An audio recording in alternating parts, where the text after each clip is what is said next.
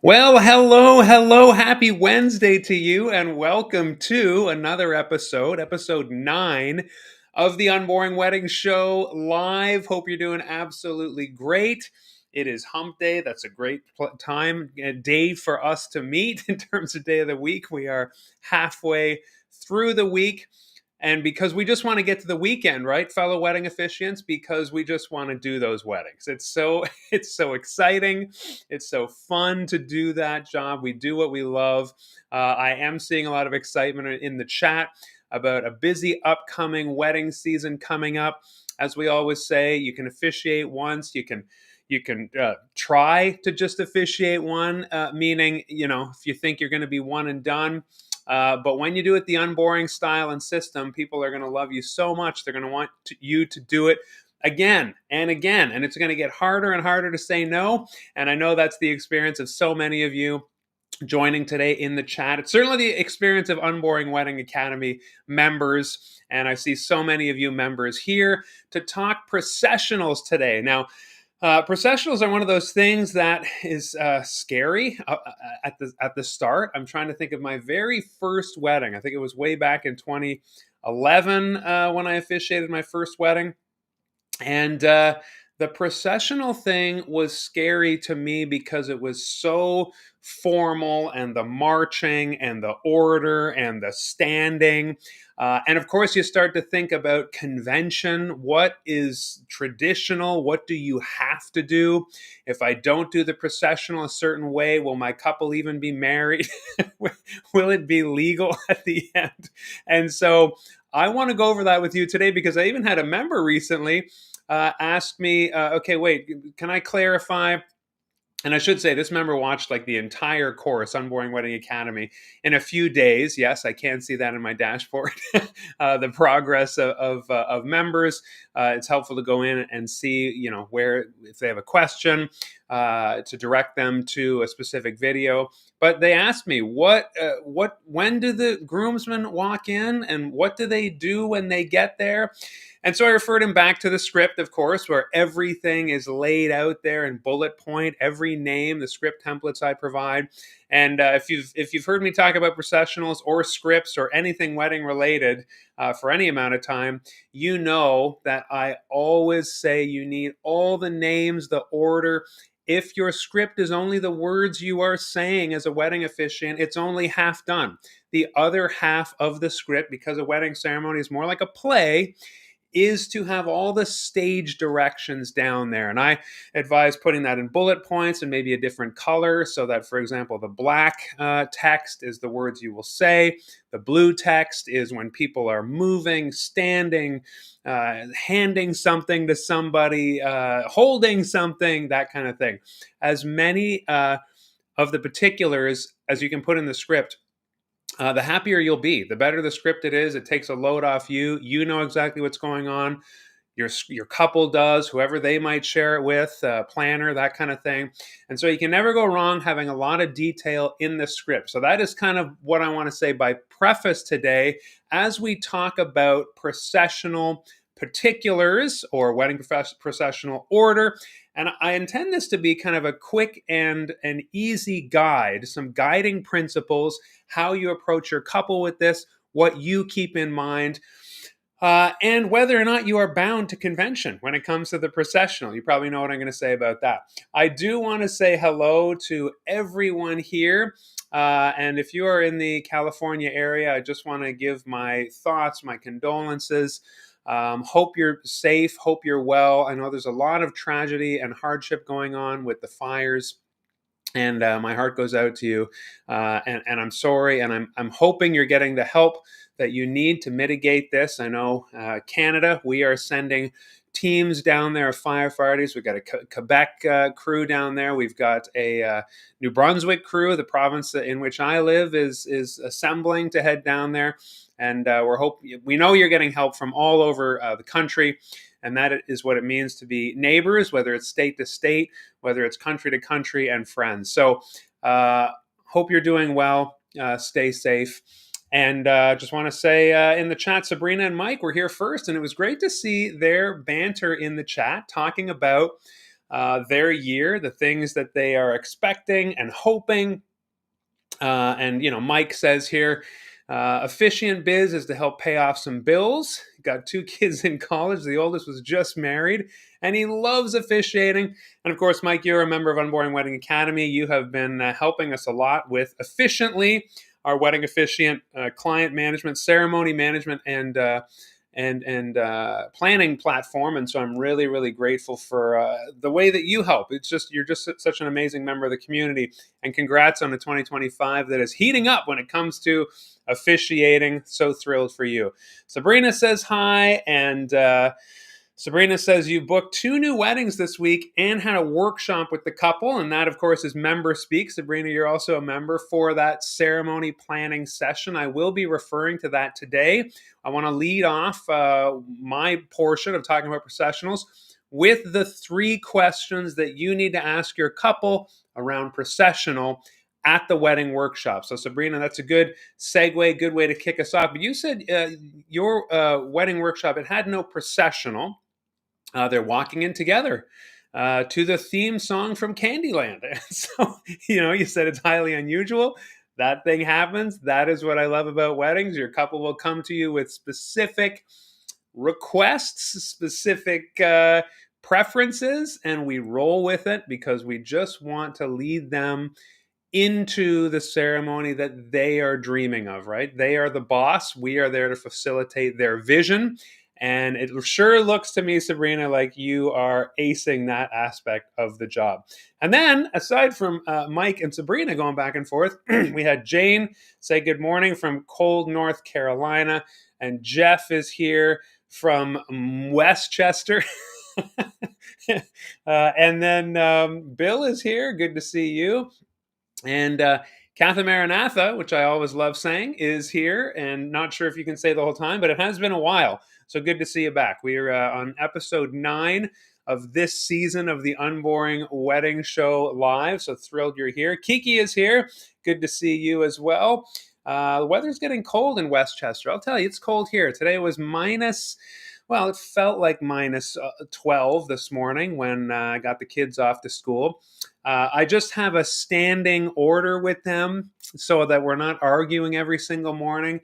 If we look at our Apple Weather app on the iPad that's in the kitchen, and if the temperature feels like double digits, so minus 10 or more, minus 10 or colder, then they get a drive to school. I don't know. Maybe I'm a big softy. Maybe some of you think, oh my gosh, minus 10, isn't that extreme? This is Celsius. And so today it was feels like minus 11 at 8 o'clock when we were putting on our coats and getting ready to leave, which they were thrilled. Actually, my son doesn't mind walking, but my 12-year-old daughter would rather get a ride all the time. And if we walk together. I walk my son to school. My daughter, their schools are both 5 to 10 minute walk away. So it's not far, but it was cold enough this morning to just warrant that agreement we had. They got to invoke the car ride. And so I went for my run, minus 10. It was absolutely glorious. Snow falling, sun rising. Yes, the sun rises here at 10 after 8 in the morning right now. So it's great to be actually running with the sun coming up over the hills. It's absolutely glorious. So it is getting cold here as well. And Kathy Maranatha says 31 degrees on Long Island. So that's similar to here in term when you make the conversion. Let's see who else is here. Karen is here from Florida, who sometimes says it's cold, but that's always relative. I know it does get down there in Florida as well. And yeah, I agree, Katha Maranatha. Good to see so many familiar faces, so many wonderful members. Obviously here to get a brush up on processional stuff for the season. I do go into excruciating detail on this in Unboring Wedding Academy. And of course, my scripts, as I mentioned, say, get all the names down. Here's how you do it. I just love that you join live. It makes my day. We got Get Inspired Talks from Vancouver, BC, Canada. So great to see a fellow Canadian here as well. And Jeff says, used to watch my son play LAX at Maritime, night games on the East River. Yeah, okay, that sounds chilly. Sabrina, where's the countdown? It eventually came, apparently. Myrtle Beach wedding officiant, good to see you. Hope you're doing well down there. And Reenie's here from SoCal. Wind kicking up again. Yes, we are. Well, Reenie, thank you. I believe you left that comment right before I was mentioning that we are thinking about you in California. So we do know about the wind. Do know about the fires. And yes, those first responders, people helping, right? There's that adage, when there's trouble, look for the people who are helping. That is really the inspiration. Any time that there's tragedy, or some kind of devastation, people are always rushing in to help. That is the best of who we are as humanity, and that is happening in California. Sabrina says it so well. My prayers to everyone in the path, the first responders, the decision makers. Absolutely wonderful. And so let me see who else is here. So many great. Anita's here. Good. Corey is here. And Bob is here. So we are now at the bottom of the chat, which means I can get started. Please get your questions ready about processional stuff. I'm going to give you some general words to live by about the processional, rules to live by, you could say, guideposts, rails, think about bowling, that you want to have in mind when you talk to your couple about their processional. That said, to Sabrina's point off the top, your couple might throw something at you. What about this? Can we do that? Okay, so I'm going to wrap up with a bit of something else to consider with procession. I'm going to kind of lay this out in a linear fashion as best I can. So you might be thinking, yeah, but what about this? What about that? And so at the end, I would really love to field any questions. If you want some feedback from the incredible people in the chat, I always say, do not squander this incredible community of experienced officiants who jump in here and join as well. Feel free to ask questions, chit chat, network, make plans, make coffee dates, trade baseball cards, whatever it is you want to do, exchange weather. Paul, you are here as well. Good to see you. And so let's get started. So when you are thinking about a processional, and again, to Sabrina's point, she kicked us off so well. The first thing you want to do, first of three questions, when you plan that wedding workshop, you sit down with your couple and it is time to ask them about their ceremony. So maybe you've asked them some general details about their day. You have asked them who their vendors are. You want to get all those down. And I teach this in the course. But processional related, you are going to get to the point where you will ask your couple, first of all, do you have a wedding party? Okay. Now, this again is, I don't like to make any assumptions when I'm sitting down with my couple. And so a lot of couples, they'll have a big wedding, but some of them will even still say, no, we didn't pick a wedding party. And I'm not sure the size of Sabrina's wedding, as she mentioned off the top, but the couple just wants to walk in together down the aisle to the theme song from Candyland. Okay. So it doesn't matter. Obviously, an elopement, a smaller ceremony with typically just a couple and a few witnesses, if that, maybe no witnesses, obviously they will not have a wedding party. But a larger wedding typically has a wedding party, but I don't like to assume. And in fact, little pro tip, before I even ask this, I ask the couple, and this is an Officiantly, our new software, is somebody coming down the aisle? And because I don't even want to assume that, in the sense of, are you taking on the traditional role? And I do like the traditional wedding as we know and conceive of it in our mind. Maybe you're officiating, you've only seen this in movies, okay? But typically we have a sense of how a wedding should go. And I say that should in quotes because there is no more should. And so that's the really fun thing about weddings in the 21st century.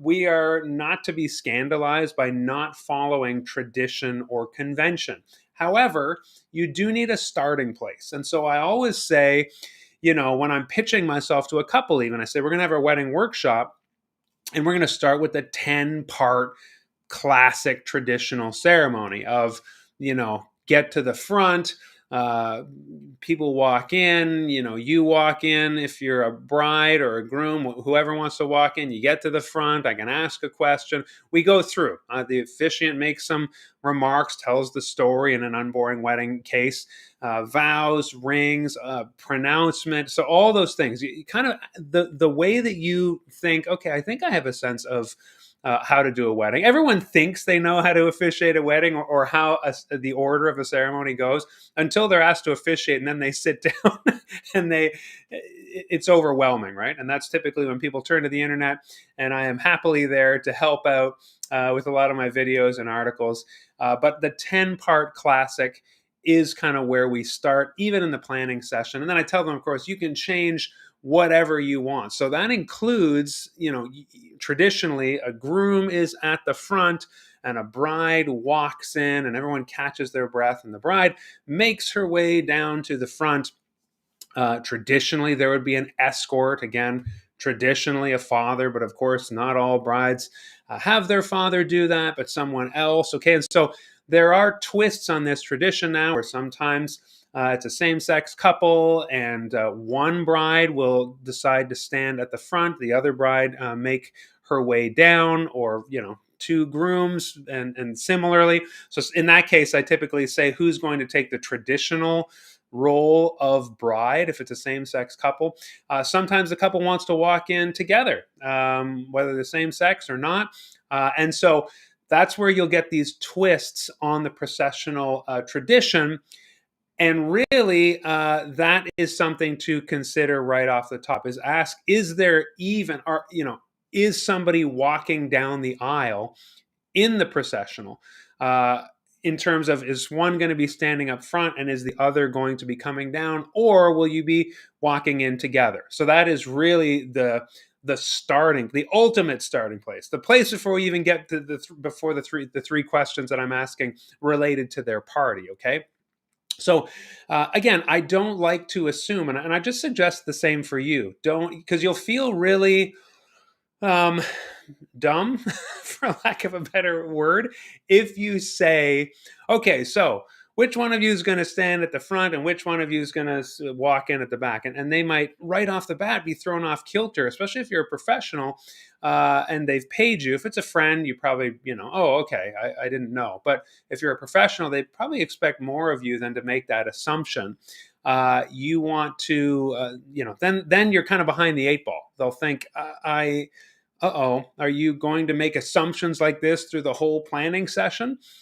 You want to show your flexibility, which is why I've gotten away from just sitting down and saying, okay, so, groom, you're going to walk in, bride, you're going to obviously walk down the aisle. Things are changing. I'd say it's still the mass majority, like 90% of my ceremonies in New Brunswick do consist of one marrier at the front and the other marrier making their entrance with an escort. That's still very much a majority.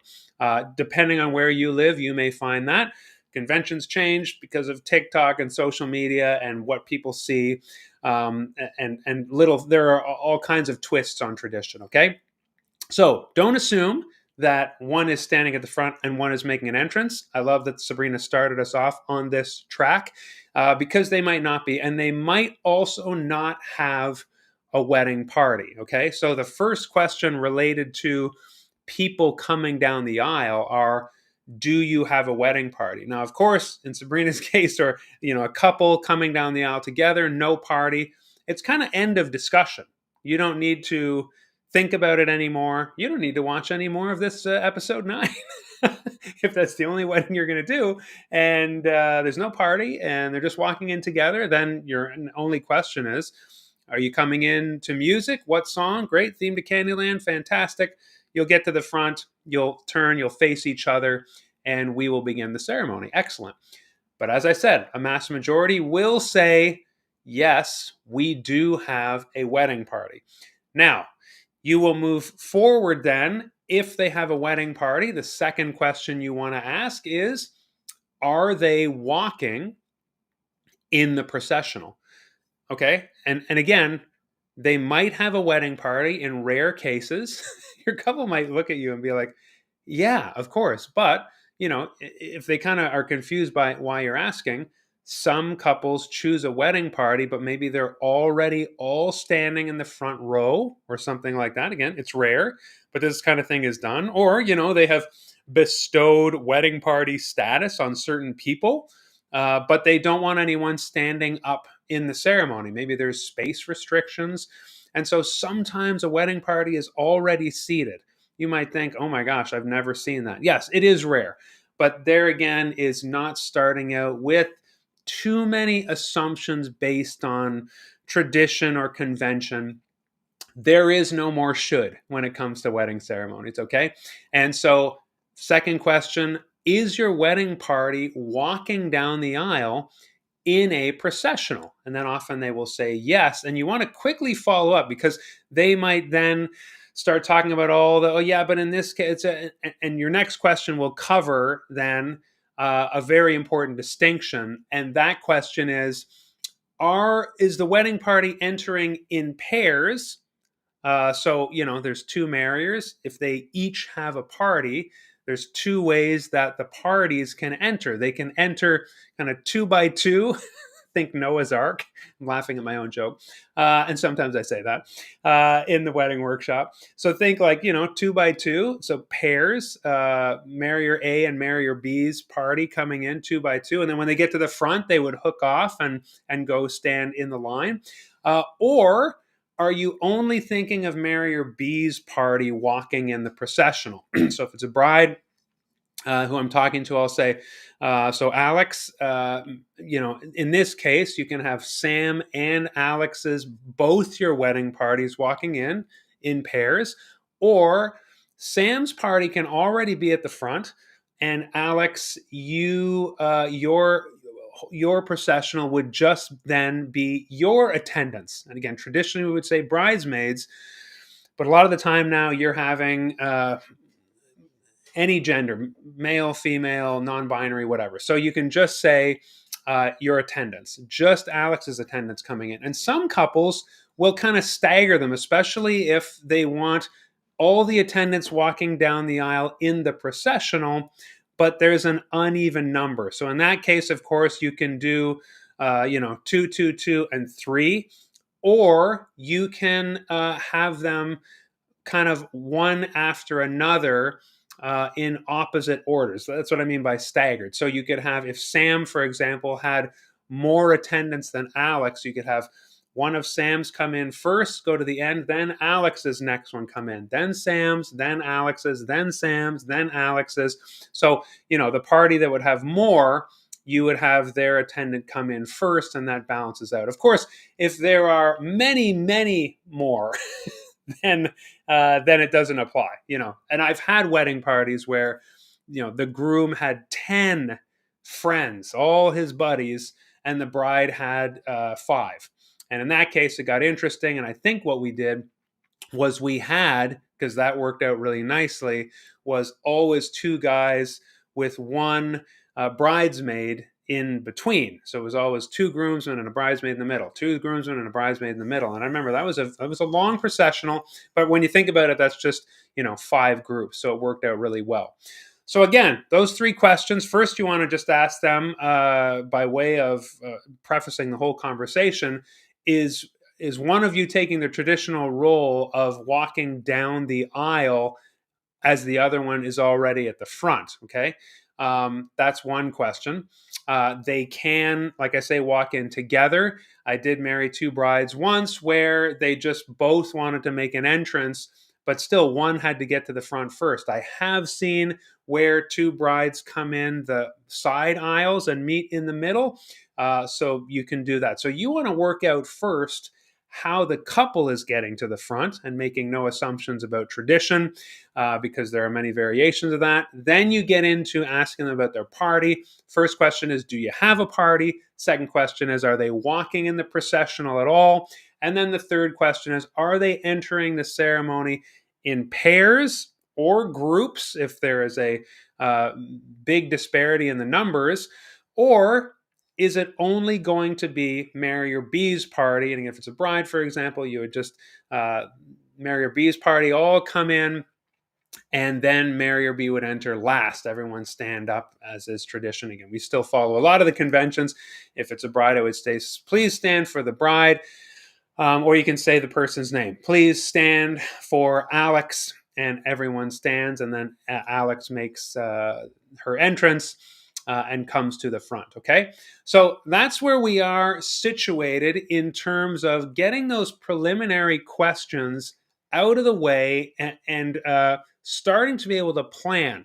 Uh, in order to cut down on the chaos of this conversation, and that's part of how I put this course together. And a lot of what I'm telling you is in the wedding workshop module of Unboring Wedding Academy. It, you don't want to just say, okay, well, tell me stuff about your your party and how they're getting to the front, right? It's that sequenced series of questions that eliminates all of the chaos of and rabbit holes of where this conversation can go. So I have found that asking those questions in that order really helps focus. It's kind of process of elimination questions, I call it. If you're doing this, then you're not doing that. Okay, and now it's like a flow chart. And now if you're doing this, then we've eliminated all that. Okay, and so it really helps to focus the conversation and take us in a sequence where they feel like they're in good hands. Really, that is what we want to do, whether it's your first time or whether you've done many weddings. You want to be a few steps ahead of your couple, like a guide. You don't need to be a rocket scientist expert on wedding processionals. All you need to do is bring them along, and you know where you're wanting to end up. And where you're wanting to end up is getting all those names down and the order. This would be maybe a good time before we move into kind of the major rule to live by next, as they say they have a party. This would be a good time to talk about how, address the question of why don't I just leave this all to the wedding planner?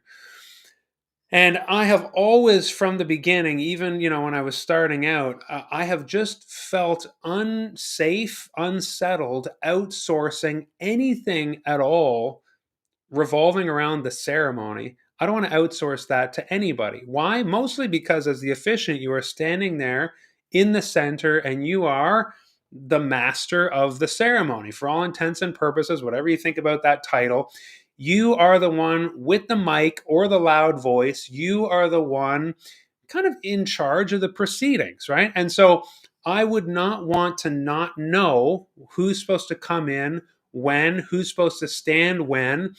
And I also talk a lot about how the rehearsal, when you run it as the wedding officiant, you are instilling mass amounts of confidence in your couple and in their friends and family.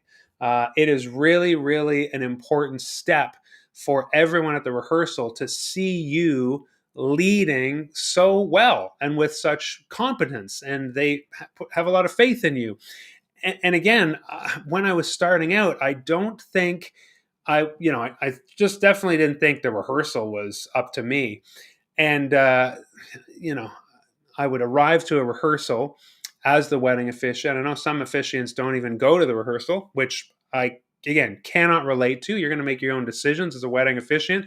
First time friends and relatives, if you are here in the chat, welcome. If you've never officiated before, if you've got one coming up, but I would say nobody needs the rehearsal more than you if you are a first timer, right? And so when I would show up, it only took maybe half a dozen rehearsals for me to see the wedding planner kind of show up, typically with a clipboard or something, and then just start ordering people about, hi there, everybody, okay? You go stand at the back, you go stand at the back, you stand here, you stand there, and people are just kind of shuffling around like, in a bovine state, oh, moo, moo, okay. and there was no sense of cohesion or welcoming or kicking it off. That's why I teach how to kick off a rehearsal in a formal way, get everybody excited, gather them around, cheer for the couple. There's a whole formula I follow for that. And part of that is saying, okay, here's what the rundown is going to look like. Here's how we're going to be lined up at the back. This person's going to come in at this time, and you say the names. And as you say the names, you say hello, give them a wave. I love wedding rehearsals. It's one of my favorite parts of this job. And so why not, at the same time as build all that credibility and building confidence with your couple and the people who are in their wedding, get all the names down. Be in charge of what's going on. I tell my couple the half hour before the ceremony, up to the point where I send you up the aisle married and, come and say goodbye to you. Really, that I consider that all the purview of the officiant, all that time.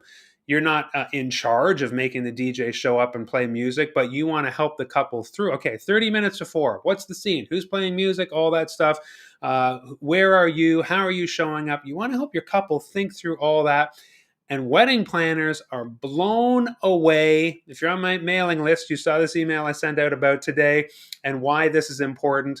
Wedding planners are blown away when they see an officiant who is so organized, knows all the names, has taken that upon themselves, and then becomes a collaborator with the wedding planner. Wedding planners love an officiant who is organized, knows what they're doing, and takes that initiative, which means you are more likely to get referred in the future, especially if you're a pro and you want to. Again, if you're not a pro, you're just a friend or relative, you think you're going to do this once, you're going to have a hard time because you will be one of the most organized, initiative driven officiants anyone's ever seen, including vendors, and they will definitely want you to stay in the profession and work with you more, which if you're trying to grow a business, that only works in your favor. Okay, now I'm just going to scan here, take a bit of a breather before we enter kind of the second half of what I want to talk about today. Any questions? Yeah, Jane is saying I ask if grandparents and yeah, okay, that's spoiler, that's coming up. Very, very good, Jane. It seems a rehearsal can include different scenarios in case of emergencies, such as late arrivals, and there are time deadlines. I do hear that, Anita, but if you start covering all the contingencies, you're going to get into a scenario where the rehearsal is really long. And I always tell the couple, I want this to be quick and painless. You gather around. That's one of the things I say. We're going to be done in half an hour, 40 minutes tops. That's a good time to connect with the like the wedding planner or venue coordinator, something like that about that stuff. But you don't need to talk to the entire wedding processional, the party, the family about that. You do want people to know when they're supposed to arrive and things like that. So that's part of the rundown. We're not here to get into the nitty gritty of a rehearsal today. That is stage 5 of Unboring Wedding Academy. As you know, if you're a member, I have a whole stage about running the rehearsal, what to say, how to do it. It is, I think, a 45-minute module in itself because of all those important details. Okay, I'm loving the comments about herding cats at the rehearsal, etc. And Judith is here from Toronto. Good to see you.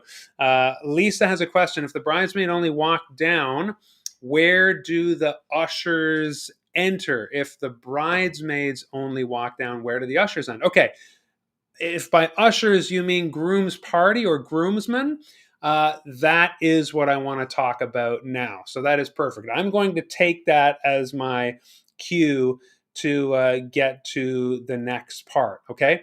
So it's really important and I tell my couple this, if you only want your bridesmaids or the bride's attendants, you'll know when you're talking to them if it's a bride or groom, if they're going by their titles.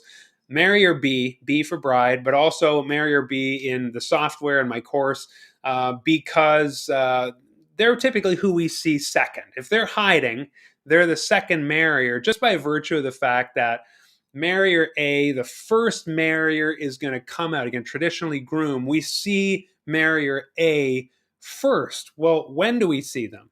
Well, I'm so glad you asked, and that kind of touches on Lisa's question. It's important to tell the couple, after you've established that there's parties, they're walking in, and let's say we only want marrier B's party. If they're all ladies, then you say, okay, great. Bridesmaids, we only want bridesmaids coming in to the in the processional. Then how are the others going to get in? How is marrier A's party going to get in? Okay, and this is where I tell them, well, and this is something you need to know, the magic ingredient of an unboring wedding style ceremony is those opening remarks. Okay, and a lot of you are saying, oh yes, of course, here goes Mark about the opening remarks. you know that that's the time to ask people whether or not they can take photos, or tell people whether or not they can take photos. You ask your couple, then you tell the guests. You tell people to turn off their phones and things like that, but you're also connecting with the guests. Okay. And again, this is a whole other video or session or talk where it's in Unboring Wedding Academy, how to structure your opening remarks, how to rhetorically ask them questions, get them involved. You're not a big showman. You don't need to be, riding on charisma here.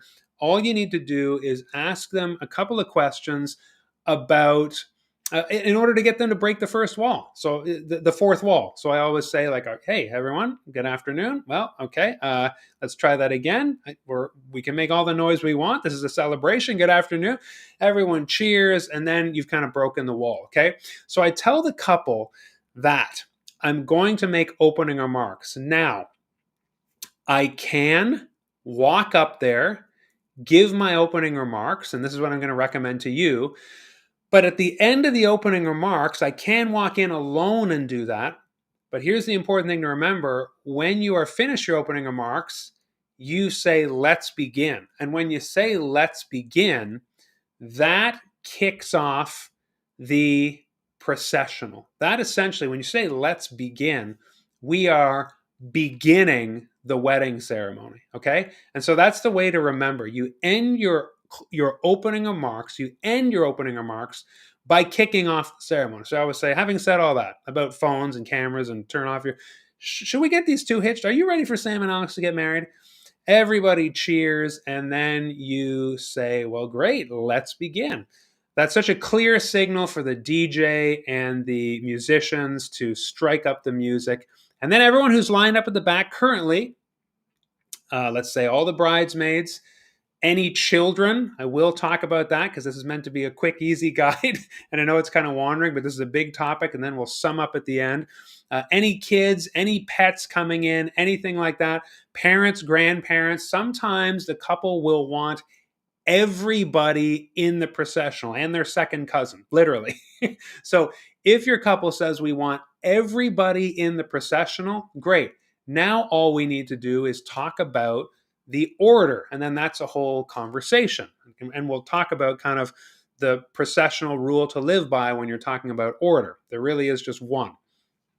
But if they say we only want, the ring boys, a couple of flower girls, and then a whole bunch of, just Alex's attendants, then this is key. This is what I was saying. The opening remarks are key because essentially 90%, I'd say, well, three quarters of the ceremonies that I do, that's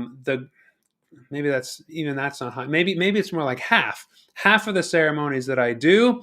I start and I say those opening remarks with Marrier A, let's say groom, and Marrier A's attendants, their party, with me up there. So now to that question, well, how do the others get up there? We're all lined up at the back at start time. And this is the picture you start to paint for your couple in the workshop, just so they're fully informed. I will walk in as the officiant with Sam's party, with the groom's attendants, okay? And so we'll march in at start time after I give my pep talk. We will march in down the aisle, and those attendants, the groomsmen say, will file out across the front. And then there might be some honorary seating, but we haven't started yet. Remember, no one's paying attention. Everyone's still scrambling to take their seats. When you start walking down the aisle, that's when people will stop looking at their phones or stop catching up, because at a wedding, you get people who haven't seen each other for years, or they're meeting for the first time in the seats. There's this hubbub, and the only way to really grab and focus people's attention, I have found, this is my preference, is to walk in from the back and down the front. Now, I have heard people say, well, we're just going to walk in from the side. The reason why I don't like that is I like everybody lined up together at the back so I can give that pep talk. I really want it to feel like Team Sam and Alex when we start a wedding ceremony. Again, pep talk is a whole other conversation. I talk about that in the course, but I want everybody lined up together. Now, sometimes, of course, if it's a bride who's hiding with her escort, say dad, just around the corner so that she isn't seen by a groom who's at the front of the line, that's great. But still, everyone is together. When I officiate at like the Algonquin, for example, we're all in the hall. Bride is just tucked around the bend so that she's not seen, but she can still hear my voice. I still go back there. I say, "Are you ready?" Smile, and say, "We're going to have a great time. I'll see you up there." But I don't like starting a wedding with one attendance party over here at the front or the side and one attendance party way at the back. Again, have I done it? Yes, but it's not my preference. And sometimes some logistical things require that. But ultimately, your opening remarks are that kind of break. You've got everybody coming in before the opening remarks, then you start the ceremony. And when the ceremony is started, then it's processional proper. Those of you who got access to the Efficiently program that we just launched, we have processional and entering before the processional people. Those are kind of two different groups of people, right? Now, who might be coming in before the processional? Like I said, typically, I think in half to three quarters of my ceremonies, it is going to be the groom's party, Marrier A's party. We'll just march in, unfurl across the front. And this is where I like to ask them, as was mentioned here, do you want to do any honorary seating, any formal honorary seating of kind of VIP family, typically, the parents or grandparents, as Jane said? Let's imagine that's not in the equation, just for the sake of, getting clear on where we are here. If there's no honorary seating at all, what that looks like is I march in with a little bit of a gap, but it's single file. And because we don't want it to feel like the processional ceremony hasn't started. So, on rare occasions, again, the twist, some couples will say, well, we want, I'm sexy and I know it to start when the guys enter. That's fine. You can do something like that. But on average, prelude music is playing. That just means whatever the DJ or the band was playing as guests arrive, people are chit-chatting. But at start time, I look at my watch, we do our last checks, I give the pep talk, and then I say, let's go. So me and all the groomsmen, and sometimes, again, there's no friends or family in this scenario. It would be myself, it would be groom and groom's attendant of honor, best man, and then all the his party. We just march in a single file and get to the front, fan across the front. I smile at everybody, and we begin our opening remarks, okay? That was not the processional, because the processional only starts after the ceremony starts, right? When you say, let's begin at the end of your opening remarks, that's considered processional. Now, for the purposes of our conversation now, we need to talk about this. We're not just going to talk about the processional because of that question of what happens when somebody's not in the processional. You can't teleport to the front, as I say to my couple. We all have to walk there somehow. So this is my preference. So now let's add the twist of, let's say they say, oh yeah, no, there is some honorary seating. We want to seat, and this is probably the most common scenario where I live. If it's a bride and the bride is being escorted in by her dad, well, in terms of parents, and there's many configurations of possible parents and step parents or deceased parents or that kind of thing. But let's say the groom has a mom and a dad and the bride has a mom and a dad. If the bride has a dad who's escorting her, then what do you do with the mother of the bride? She's the very, very important person. Some would argue the second most important person on the wedding day. Then the groom is number 3 or Marrier A is number 3, right? And so a lot of the time a couple will want to seat that person in an honorary way. When is the best time to do that? It is when the officiant, so you would march down with some attendants, unfurl across the front, but now you're going to have a conversation in your wedding workshop with your couple about, okay, how do we get those parents down and who escorts them? So the music is playing. Let's entertain this new scenario. Officiant, you walk in with, say, 4 of the 5 Marrier A's attendants. Well, what about the attendant of honor, say the best man? We're going to use the best man, possibly, to seat the mother of the bride. Remember, the father of the bride is escorting her. So we want to bring attention to her. We want the mother of the bride to have that moment of walking down the aisle. But the couple will often say, not in the processional. The processional we just want to reserve for the bridesmaids. Remember, Mary or B's attendants. So the formal honorary seating in this unboring wedding style ceremony happens before the opening of marks. So I'll walk in, groomsmen or best Mary or B attendants, smile at everyone, but coming right down the aisle with hardly any weight at all will be, let's say, the best man with the mother of the bride, just as her escort. Seats her in that front row, that place of honor, right on the aisle. Maybe the aisle chair is open to the father of the bride. We let them duke that out. But typically those two chairs on the front row on the aisle end are reserved for parents of the marriers. And then the groomsman, the best man, say, would take his spot. And then moments later, you have Mary or B entering with Mary or B's mom and or dad.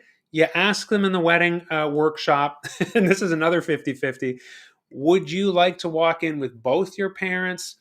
It's amazing to me how many grooms say, "Oh my gosh, my dad wouldn't want that. My dad can already be seated. I'll just escort my mom." I say, "Okay," but again, the other half will often say, "Oh, and I'd like to walk with both my parents." They don't have to be interlocked. They can just, the groom can be in the middle of them with his mom on his arm, for example, and dad just walking alongside. And so typically that's the way that will happen is groom will walk in with them, seat them at the two chairs at the end of the aisle and join. All this is happening pretty quickly. It's not a processional. We don't want it to feel like a processional because it's not the processional. And so sometimes the couple say, do I need special music for that? And I say, oh, no. Because it's going to happen fairly quickly, nobody paying attention until officiant and all Mary or B's groomsmen or wedding party hits the aisle. Then people are, oh, okay, they grab their seats. We unfurl across the front, and then I'm looking down the aisle, and then momentarily, best man is walking in with mother of the bride, say, seats her, takes his place. Moments later, because you're going to work on the staggering and the spacing in the rehearsal, groom comes in with mom, say, or both parents, seats them, takes the place at the front.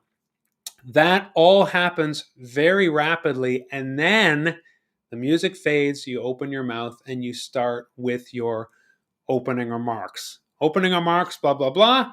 You end the opening remarks by saying, let's begin. And the let's begin kicks off the processional. Okay.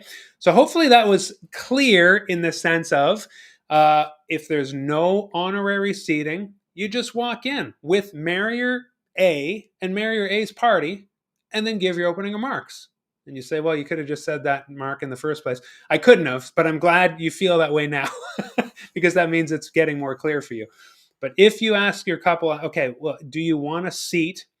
Parents or grandparents. And again, I just use the example of the groom's mom. Sometimes there will be grandparents or parents or more, and that's where you can use more groomsmen, more of Mary or A's attendants, or sometimes there'll be siblings that aren't in the wedding party. So we just start kind of rummaging around in our conversation for escorts. Who can escort mom? For example, sometimes, you won't use the best man to escort the mother of the bride because maybe the bride has a brother and the brother is not in the groom's wedding party. So you just have mother of the bride and brother of the bride walk in and take their seats. Okay, so there's multiple configurations of this, but what you want to consider is giving a space for those VIP family members to be honorary formally seated right before you start your opening remarks, and who's going to escort them. Okay, so you're going to have two scenarios here. Like I said, either no honorary seating of anybody, or maybe just the groom comes in, seats mom, stands there, or first mother of the bride, et cetera, et cetera. You get it, okay? So those are the kind of two sides to consider, two scenarios to consider when it comes to honorary seating before the processional. Now you need to start asking your couple. Once you get those questions out of the way, you start saying, what is the order in which they're going to stand and walk? And this is where we have the wedding processional rule to live by. How do you figure out the order? Well, traditionally, in a wedding processional, you move up to the most important person of the day, which is traditionally the bride. I'm chuckling because then you might think, is the inverse true? Is the first person who comes out and walks down the aisle the least important person? I don't like to say that. Typically we have a laugh with the couple, but you have to think in a processional, the first person walking out in the processional is going to move all the way to the end.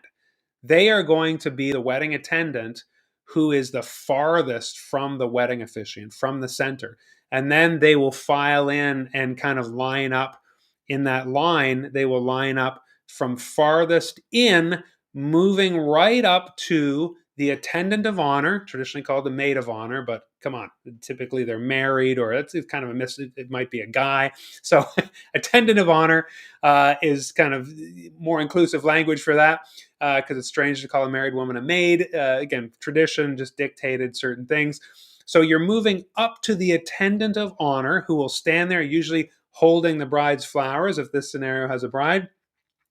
And then you'll say, please stand. And then the bride walks in as the VIP. So that's important to think about when you're guiding your couple through how they will line up, the order in which they'll enter, who's standing farthest from the center, who's standing closest to the center. If it's three people, it's typically easy. Okay, great. Well, obviously, we want my maid or matron of honor, my attendant of honor standing right there, the closest. Then we just have to decide who the other two are. But as some of you have said in the chat here, when it's a wedding party of 10 people on each side, it can sure get interesting. And that's where we break out cocktail napkins, or I have a notebook sometimes. I just give them a piece of paper and they start drawing, diagramming who's going to stand where.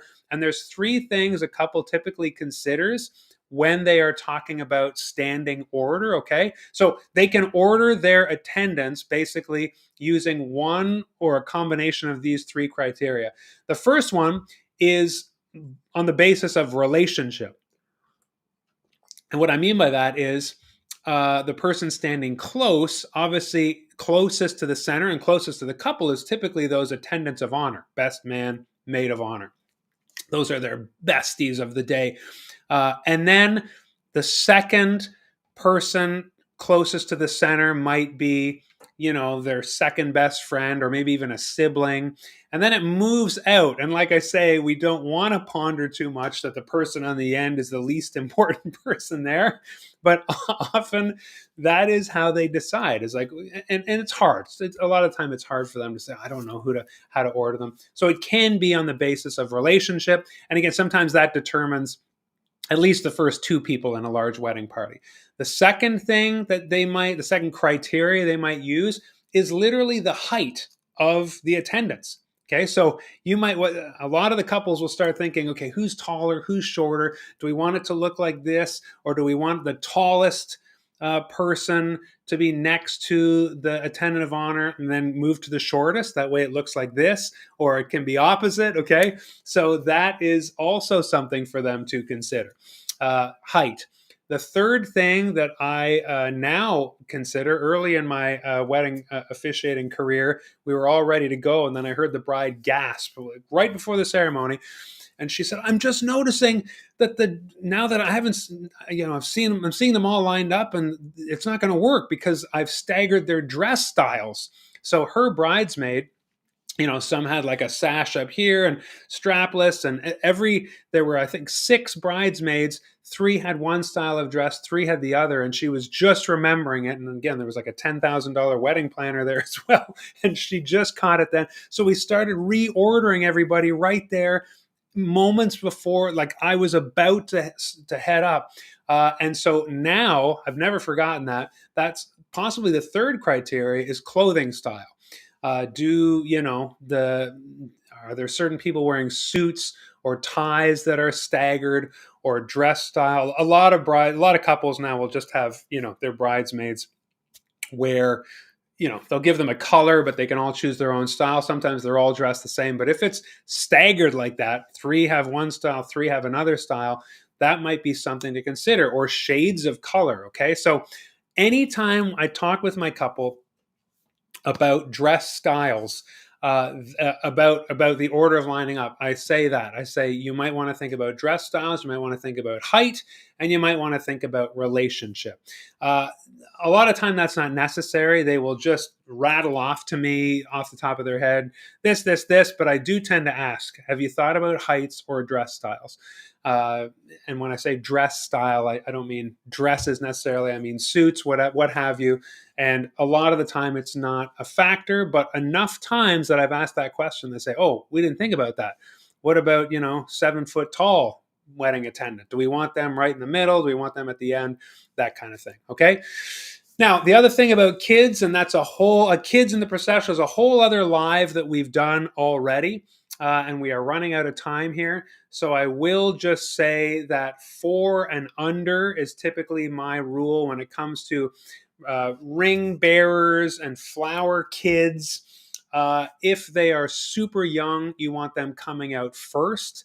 So I will sometimes couples say, "Oh, we have a 3-year-old and I want them coming out right before me." And I say, that's lovely, but the 3-year-old could have a meltdown.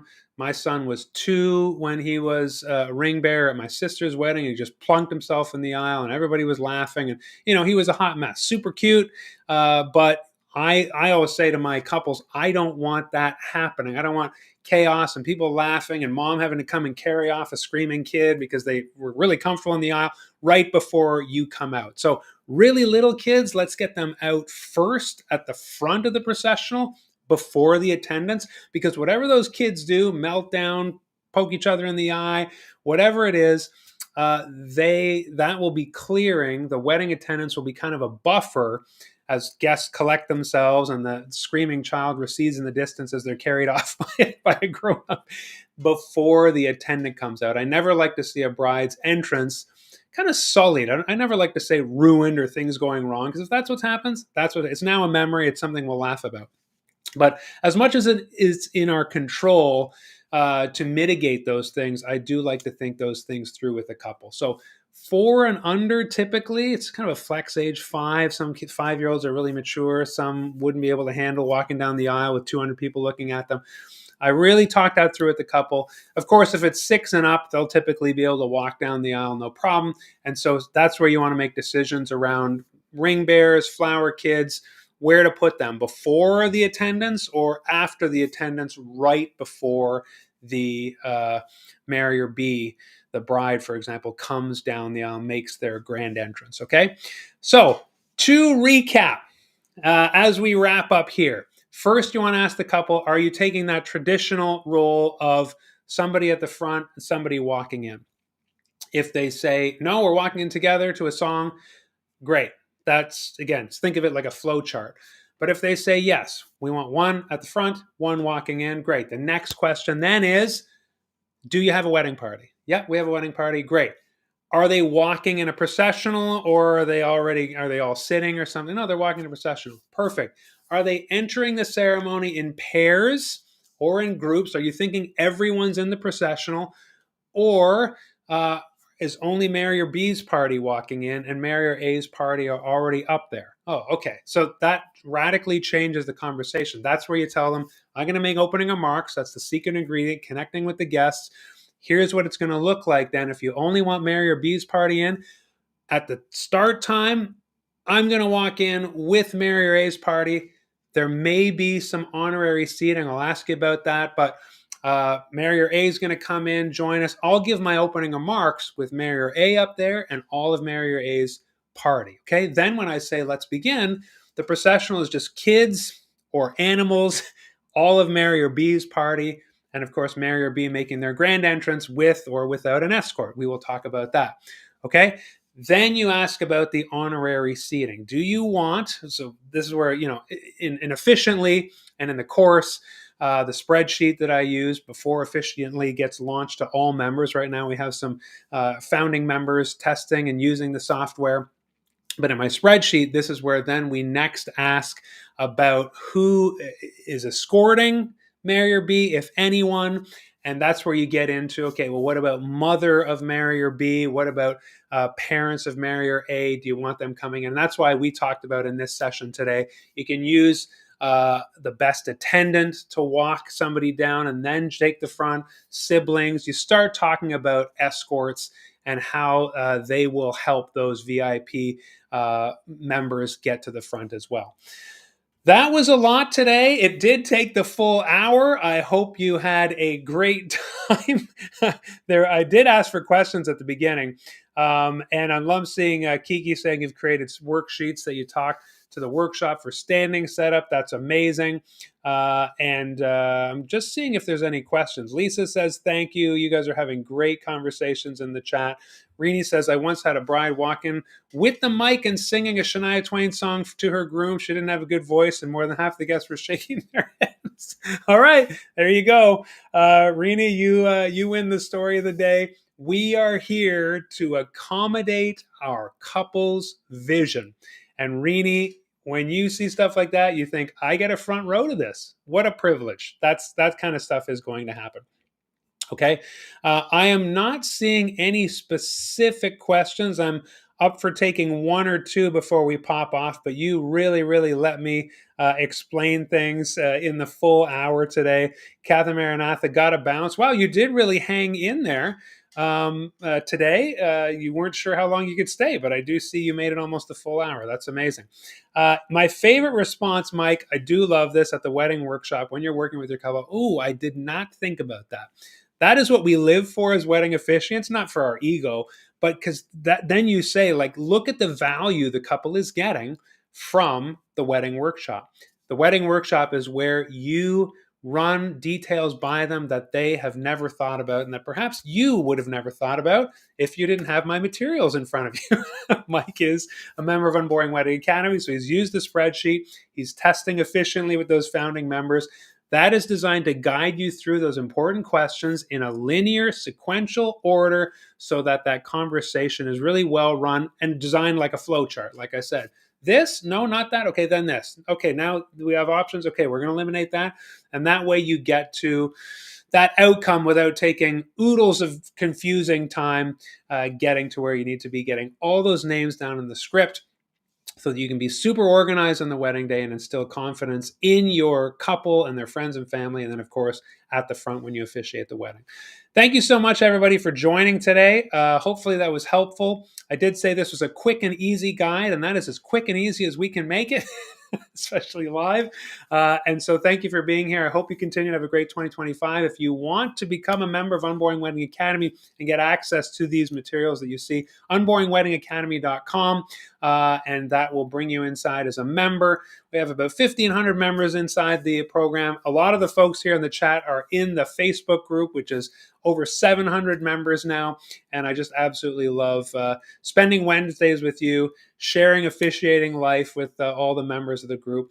And as usual, we will see you next Wednesday for episode 10, where we'll talk about something really important related to weddings. But it was thrilled to be with you today.